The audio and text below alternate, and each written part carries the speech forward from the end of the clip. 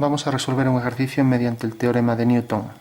Cogemos, por ejemplo, una circunferencia y desde dos puntos exteriores a esa circunferencia, por ejemplo, desde este y desde este, hacemos las tangentes.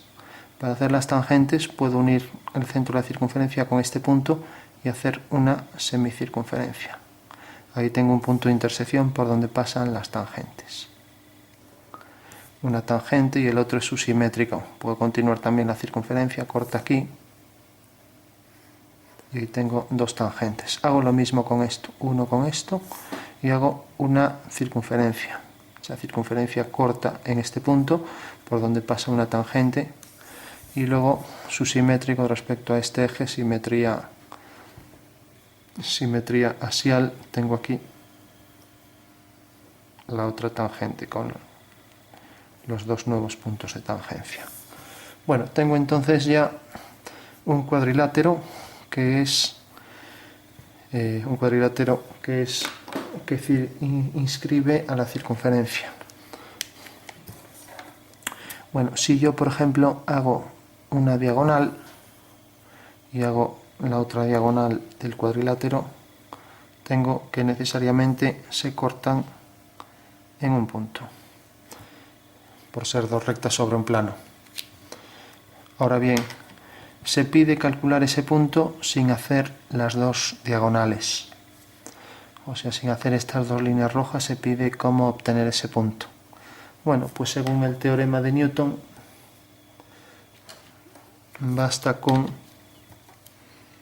unir este punto y este, los puntos de las tangentes, los puntos de tangencia, este y este, y obtenemos ahí un punto. Ese punto coincide con el que andábamos buscando, con lo cual el ejercicio estaría resuelto.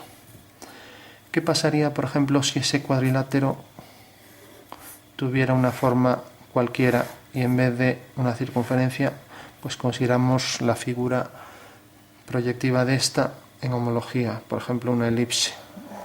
Una elipse, por estar acotada, por estar inscrita en ese cuadrilátero, ya que no puede ser parábola e hipérbola. Hacemos las dos diagonales y tenemos un punto de intersección.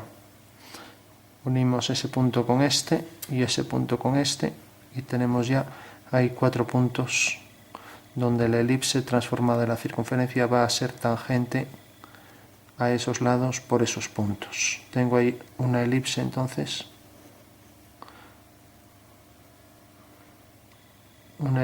y pregunto si realmente en esta elipse se va a seguir cumpliendo lo mismo que en los puntos de tangencia.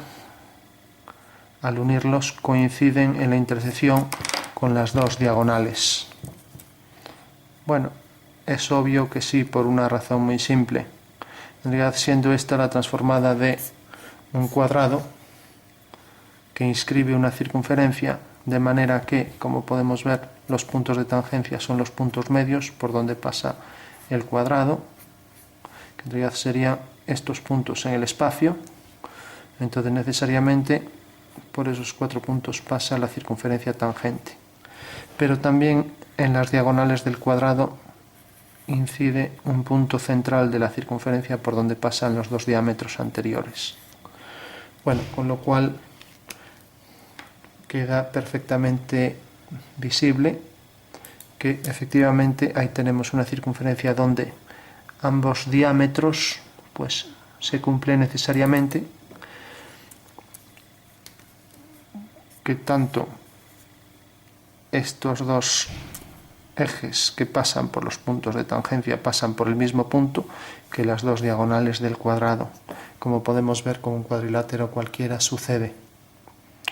Pero aquí tenemos que, en este caso particular, necesariamente esta recta pasa por el punto de fuga y esta también, cosa que se desprende necesariamente siempre, como podemos ver, por estos puntos y estos dos puntos, pasa por los puntos de fuga.